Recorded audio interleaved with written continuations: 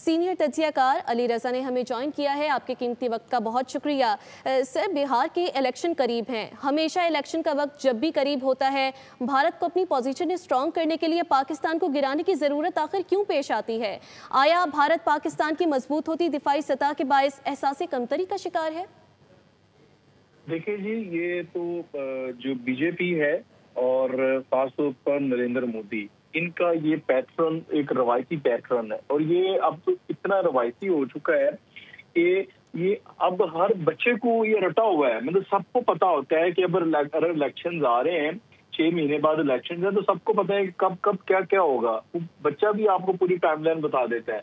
इनका भोंडा और थका हुआ सस्ता स्क्रिप्ट है और उसी को फॉलो किया जा रहा है। जब ये पहलगाम हुआ था उस वक्त भी सबने कह दिया था कि ये बिहार के इलेक्शन के लिए, और ये इतने प्रिडिक्टेबल है कि उस वक्त ही प्रिडिक्ट कर दिया गया था कि ये दूसरा एक और फॉल्स फ्लैग ऑपरेशन करेंगे और तब करेंगे जब बिहार के इलेक्शन होंगे। अब देखिए, पहले फेज में मोदी आता हुआ नजर आ रहा है।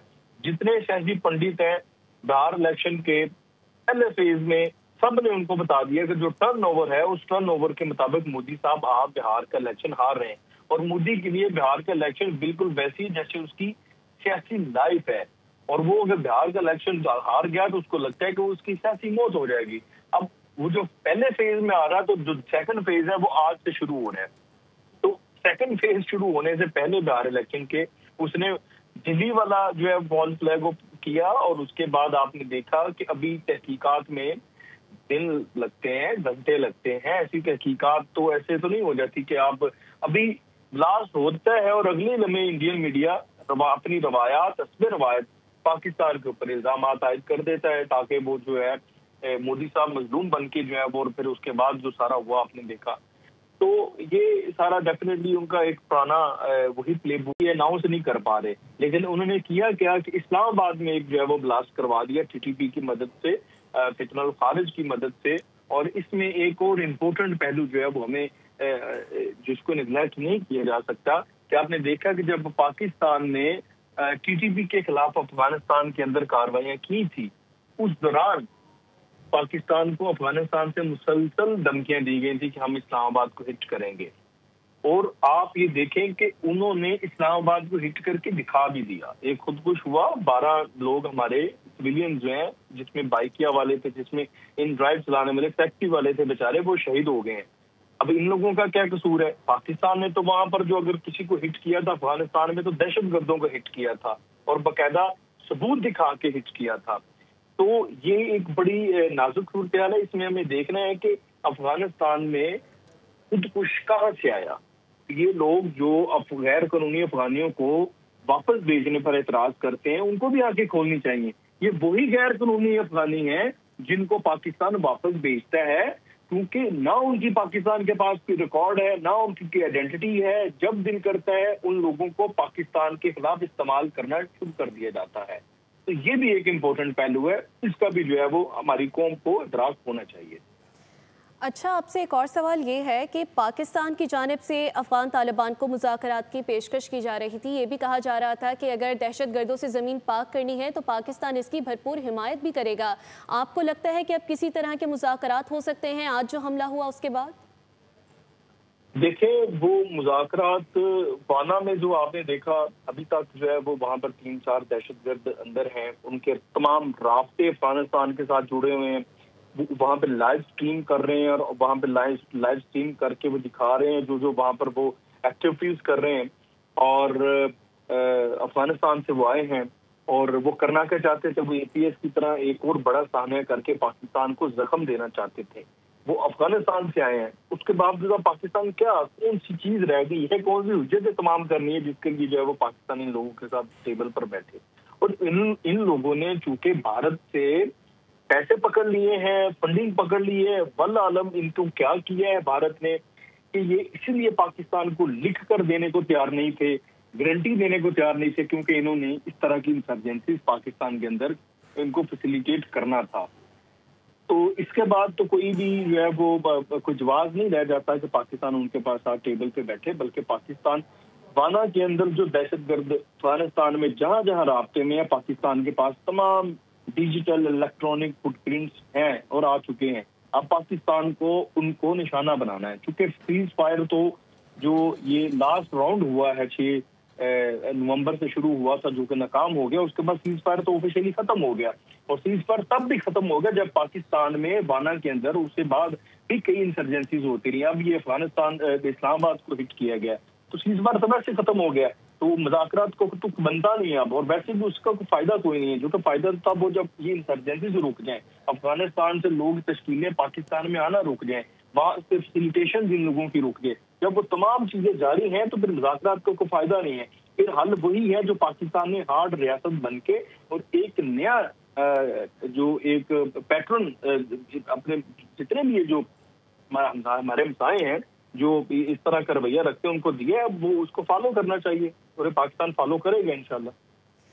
अली रज़ा साहब, ये भी बताइएगा कि अगर आप ये कह रहे हैं कि डिप्लोमेटिक सॉल्यूशन नहीं निकल सकता, तो आप इसको कैसे देख रहे हैं? क्या डिप्लोमेटिक वॉर शुरू हो जाएगी? डिप्लोमेटिक वॉर वाला मामला तो देखें, डिप्लोमेटिक वॉर तो पाकिस्तान ने अभी तक उनके साथ, हालांकि पाकिस्तान ने सबसे ज्यादा अफगानिस्तान को सपोर्ट किया था, वहां पर अपने नुमाइंदे रखे। इंडिया ने वहां पर अपना सफीर नहीं था, उनका एम्बेसी का स्टाफ नहीं था।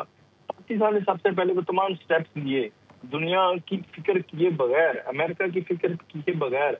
लेकिन अब उनका आप रवैया देख लें तो अब डिप्लोमेटिक वॉर तो पाकिस्तान लड़ ही रहा है, और आज से नहीं लड़ रहा, बड़े शुरू जब से ये दोहा जो अकॉर्ड हुआ जिसके तहत ये अफगान तालिबान बुरी तौर पर जो है वो हुकूमत में आए, ना कि मुंतखब होकर आए, उस वक्त से लेके उस दोहा अकॉर्ड में ये तय हुआ था कि ये जो अफगान सरजमीन है इसको किसी किस्म की दहशतगर्दी के खिलाफ इस्तेमाल नहीं होने दिया जाएगा। अफगान तालिबान उसको स्नब्ट करेंगे, रोकेंगे, और इसी शर्त पर पाकिस्तान ने इनका साथ दिया था। चूंकि उस वक्त जो अशरफ गनी की गवर्नमेंट थी वो नहीं रोक पा रही थी, वो उस वक्त भी फैसिलिटेशन थी, उस वक्त रॉ के जो है वो वहां पर छोटे छोटे दफातर थे, बाकायदा फैसिलिटेशन सेंटर थे अफगानिस्तान के अंदर। तो हमने तो इनको सपोर्ट किया था, इस बुनियाद पर सपोर्ट करने से मुराद है कि इनके साथ हमने आउट ऑफ द वे जाके जो थोड़ा बहुत हमने किया वो इसलिए किया था कि ये जो है वो ये जो प्रॉक्सीज है इंडिया की, इनको जो है वो खत्म करेंगे। लेकिन इन्होंने तो अशरफ गनी से भी ज्यादा जो है वो उनको फैसिलिटेट करना शुरू कर दिया। तो पाकिस्तान, उसके बाद पाकिस्तान ने कई दफा यूएनओ में पेश की, सारी रिपोर्ट्स पेश की, बल्कि यूएनओ की अपनी रिपोर्ट्स हैं। यूएनओ की रिपोर्ट्स के अंदर ये बताया गया है कि अफगानिस्तान के अंदर अलकायदा के ट्रेनिंग कैंप्स हैं, टीटीपी के ट्रेनिंग कैंप्स हैं, दाइश के ट्रेनिंग कैंप्स हैं, डीएलए के ट्रेनिंग कैंप्स, और ये इनके मुश्तरका ट्रेनिंग कैंप्स हैं डीएलए के और अलकायदा के। और अब बलोचिस्तान से लेके केपीके तक ये जो है वो तमाम जितने भी दहशतगर्दी होती है सारी वहां से होती है। तो अब यूएनओ के अंदर पाकिस्तान मुसलसल लड़ता है, और दूसरी जो कमेटी है दहशतगर्दी के खिलाफ, उस कमेटी के अंदर इन तमाम मामला को रखा गया, जिसमें रूस है, जिसमें चीन है, दीगर एशियाई ममालिक है। उन्होंने बार बार अफगानिस्तान को कहा है, दोस्त ममालिक अफगानिस्तान को कह कह के थक गए, सफारती तमाम कोशिशें करके पाकिस्तान थक गए। तो अब सफारती जंग तो अब यही है कि उनके सफीर को हम वापस भेज देंगे, अब वहां से अपना वापस बुला लेंगे, ये तो अब देखा जाएगा। लेकिन अब असल मामला ये है कि पाकिस्तान उनके साथ जंग नहीं चाहता। बात यह है कि अगर वो नहीं लड़ सकते या वहां पर नहीं खत्म करते, हमने एक प्रेसिडेंट सेट कर दिया है कि अगर अफगानिस्तान की सरजमीन पर दहशतगर्दों के खिलाफ वो कार्रवाई नहीं करते तो पाकिस्तान करेगा। That's all. भारतीय स्पॉन्सर्ड अफगान तालिबान की प्रॉक्सी फितना अल खारिज ने धमाका करवाया। पहले वाना कैडेट कॉलेज और आज इस्लामाबाद पर दहशतगर्द हमला करवाया गया। इसी पर हमारे साथ हमारा पैनल मौजूद था। सीनियर तज्ज़ियाकार अली रज़ा ने हमें ज्वाइन किया, नुमाइंदा खुसूसी सलमान आवान भी हमारे साथ लाइन पर मौजूद थे, सीनियर तज्ज़ियाकार एहतशामुल हक ने भी अपनी राय हमारे सामने रखी, तफसीलात से आपने आगाह किया, बहुत शुक्रिया। अपने नाजरीन को आगाह करते चलें, इस्लामाबाद कचहरी के करीब खुदकुश धमाका हुआ जिसके नतीजे में 12 अफराद शहीद हो गए।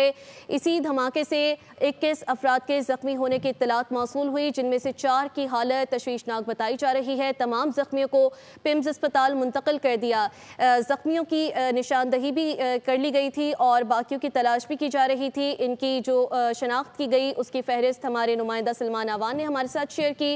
मुबैना खुदकुश बमबार का सर सड़क से मिल गया था। पुलिस ज़राए के मुताबिक भारतीय स्पॉन्सर्ड अफगान तालिबान की प्रॉक्सी फितना अल खारिज ने यह धमाका करवाया। पहले वाना कैडेट कॉलेज और आज इस्लामाबाद पर दहशतगर्द हमला करवाया गया। सब्सक्राइब करें और बेल दबाएं ताकि कोई खबर रह न जाए।